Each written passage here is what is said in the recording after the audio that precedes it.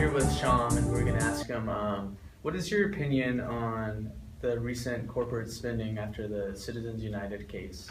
Well, the 2012 election season was actually the most expensive in U.S. history, with a total cost nearing $6 billion. 1/3 of the $6 billion came from corporations who faced less stringent rules for donations following the 2010 Citizens United ruling. The problem is that corporations don't consult their shareholders before giving money to a candidate or a campaign.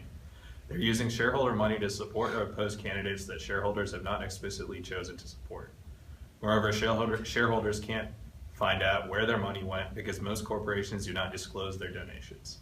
Companies also sponsor exclusive events where only the candidates that the corporation supports is allowed to attend. The candidate can then solicit donations from employees in a much more personal setting, but the employees are under indirect pressure from bosses and managers to support that candidate. At these events in the workplace, corporations utilize bundling where one person collects all individual donations and delivers at one time to a campaign. While bundling itself is not illegal, corporations are using bundling to get around campaign finance regulations to send even more money to their candidates. Corporations are using these unethical tactics, which allows candidates to double dip by taking shareholder money and then asking employees for donations.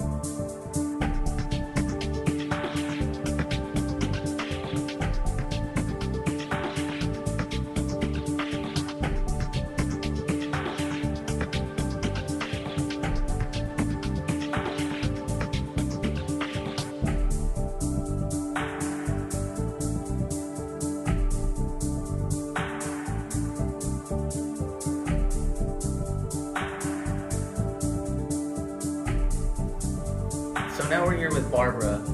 Barbara, quick question. What do you think of the ethics of today's political campaigns? Yes, so corporations are the major sponsors of political campaigns, and views of voters manipulated by political campaign and advertising are just not as democratic. Also, studies show that more than 80% of Americans dislike attack ads, and half of us believe that the ethics and values of election campaigns have worsened since 1985. Even though voters are open to candidates attacking each other if the issues in question are appropriate, the voting public sees attack ads as unethical campaigning. In a 1999 survey of Virginia voters, only 7% felt it's fair for a candidate to attack an opponent for the behavior of his family members. Therefore, most Americans see negative political ads as unethical, and corporations should definitely be held responsible for this.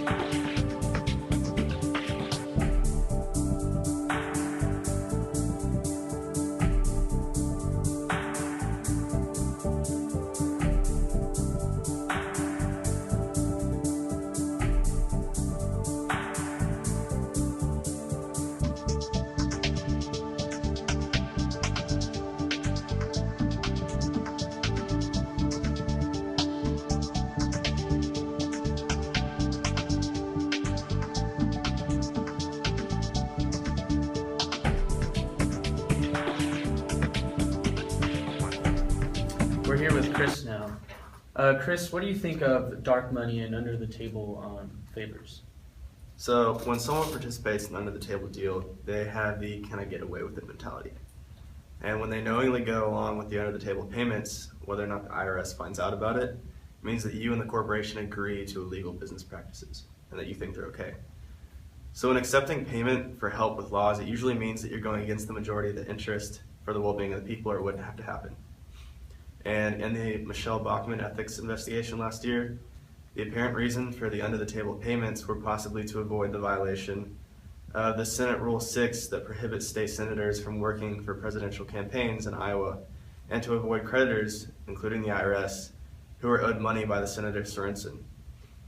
So if the people found out, your constituents, that you were participating in these under-the-table payments, they would pretty much lose all respect for you. So pretty much it's a very risky, expensive, and an unethical way to change the law.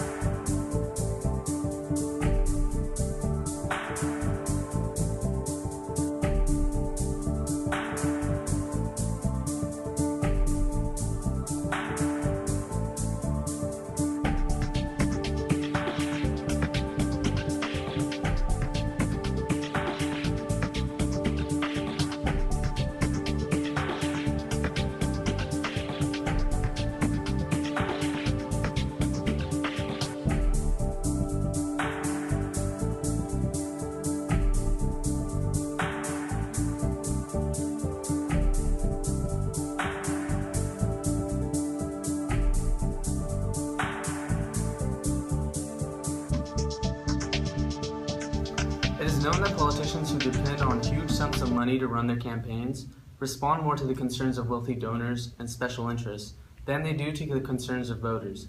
The ethical question in this is that, are corporations getting a louder voice in our representative democracy? It is known also that elected representatives spend hours each day in warrens at their political party's headquarters, and they act more like telemarketers than statesmen.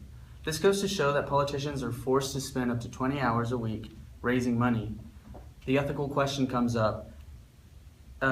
This is time that could be used for what we believe a representative democracy should be doing, which is focusing on solving our current issues.